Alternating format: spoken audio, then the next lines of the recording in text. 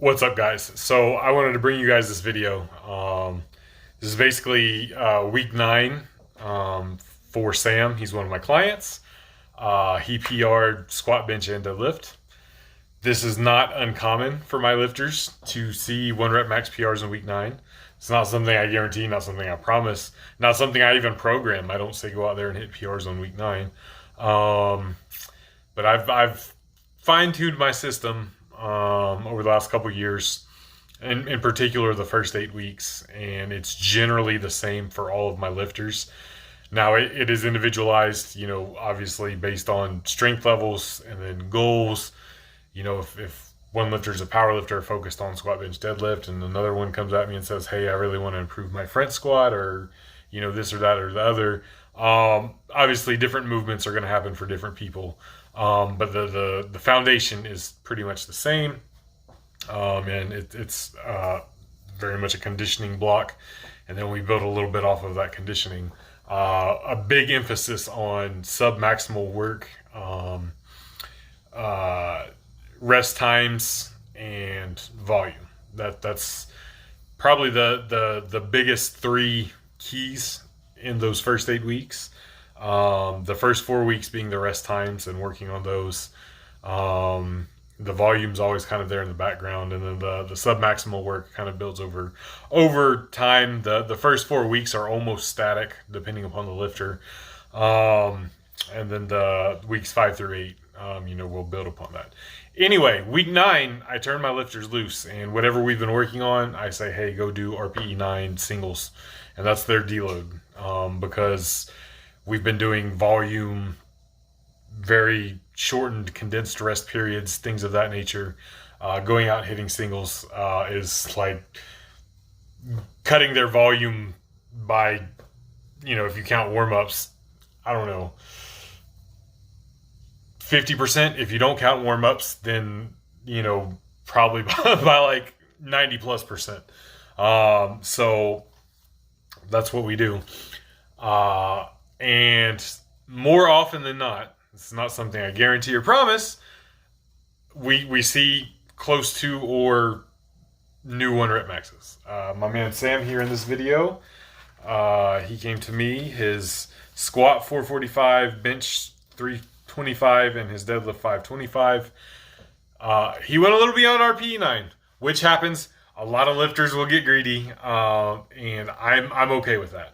I can, week 10, I can turn it down, and get them back into the groove as such.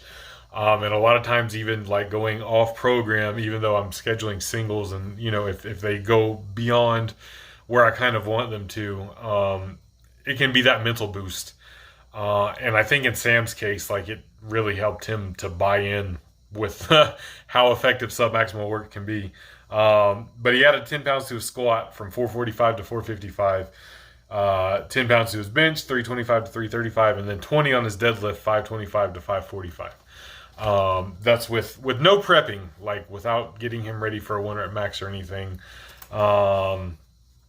The heaviest squat we touched in this first 8 weeks was 315 pounds.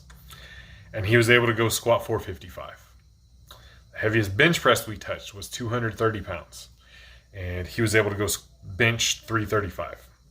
The heaviest deadlift we touched was 385 pounds. And he was able to go deadlift 545 pounds. No peaking, no prepping. New 1 rep maxes across the board without touching anything remotely close. So my point here is, and I am trying to fight off a sneeze. And there it went, I think. You don't have to do heavy work to get stronger. You don't necessarily need heavy work to get stronger.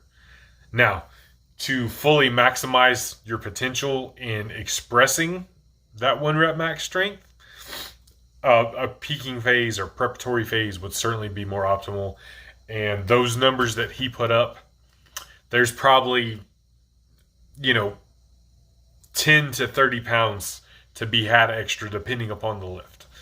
if we were to go through a preparatory phase to get his body acclimated to it. You can really see in his deadlift, he almost surprised himself, and it kind of took his breath away with how heavy that deadlift was. And, him not touching, 385, so almost 160 pounds more than he's touched in the last 8 weeks. So yeah, his body wasn't ready for that. He wasn't prepared. Which, again, not the point, because I didn't tell him to go out there and set new PRs. It just happened. He went beyond his RPE9. So his deload is going to be a 2-week one, not a 1-week deload. But the point I'm really trying to drive home is, again, that submaximal work gets you stronger. It saves you fatigue, saves you wear and tear, absolutely creates stimulus. You're getting quality reps in, so long as you get enough volume in there with it. You're going to build muscle too, and it can be a very effective tool. I'm not saying it's the only way to train. I'm not saying it's the be-all, end-all way of training. There's definitely a whole lot of ways to get strong, but this way in particular can it's easier on your body for the most part if you want to hang out in that range for extended periods of time and progress. If you had something to actually track your bar speed, of course, that would be like the most optimal way. But if you can get the same weight moving faster, you're getting stronger. If you can move a heavier but still submaximal weight as fast as you could move a lighter weight before, you're getting stronger. Example, if you can now squat 405 at the same speed you were squatting 375, obviously you're stronger. If you can squat 405 2 months from now faster than you are squatting 405 now without even touching more than 405, you're getting stronger. I would recommend a preparatory phase, a peaking phase, obviously, if you wanted to express that newfound 1-rep max strength. But you absolutely don't need to get stronger. You don't need to grind out reps to get stronger. They have their place. There's certainly a spot for maximal effort lifts. I did like an RPE 11 log press today. But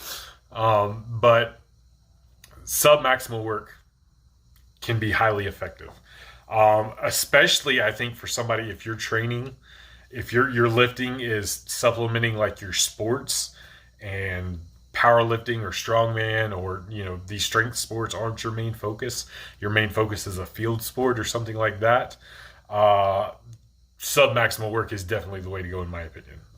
It's going to allow you to get in good quality work. You're going to get stronger without having to test yourself, without having to strain yourself.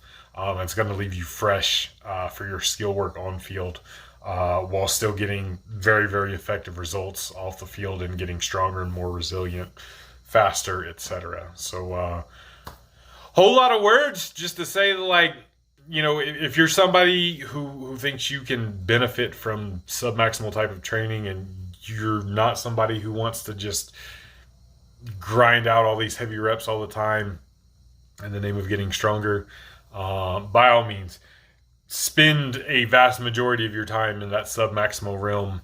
And from time to time, if you want to scratch that itch, do it, and then just get right back into that submaximal groove. Peace!